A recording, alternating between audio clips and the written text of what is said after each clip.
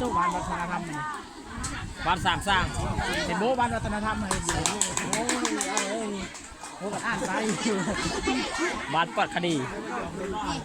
บ้านวัฒนธรรมบ้านสามัคคีก็ดีมันปลอดดีบ้านพญาแน่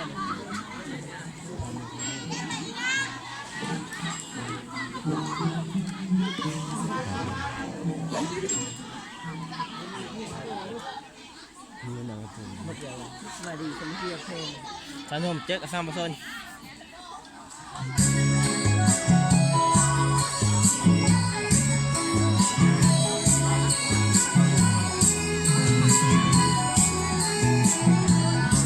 ไอ้นี่เขาอยู่ท้ายเลย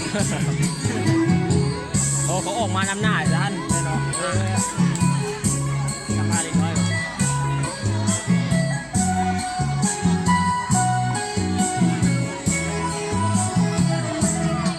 ทางสามสร้างคือเส้นทางของศรีวิไล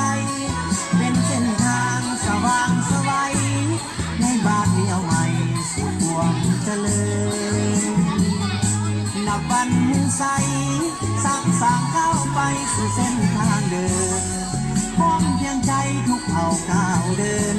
ภาษาเจริญหุ่งเฮืองวิไลเวียดนามสามสร้างคือเส้นทางเล่าเมืองศรีทุกคนสนเมืองสามัคคีมีก้อนกำลังภาษาเข้าไปที่พงหวนแหงภาษาเข้มแข็งตามหลักใส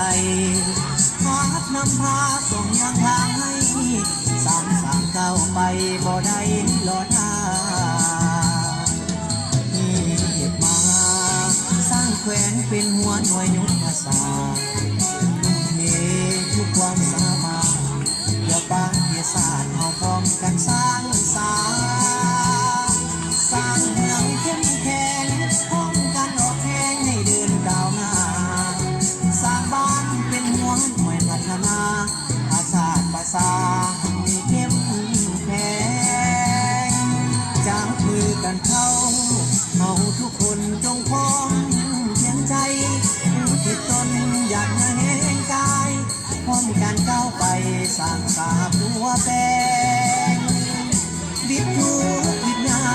พ้นความลำของเราต้องออกแห่งสามัคคีทนโฮมหนแห่ง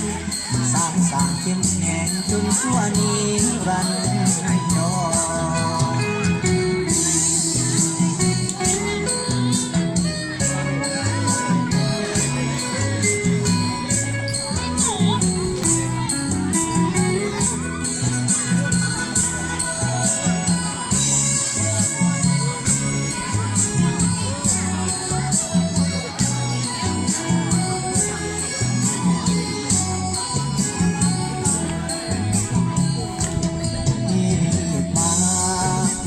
แขวนเป็นหัวหน่วยยุทธศาสตร์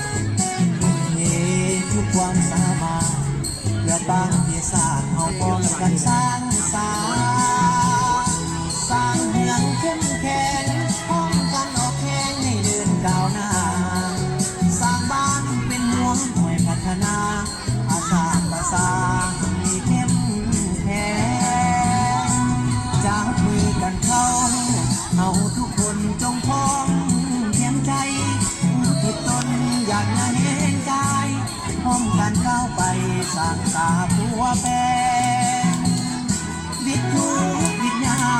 พ้นความลำบากต้องออกแห่งสามัคคีทนโฮม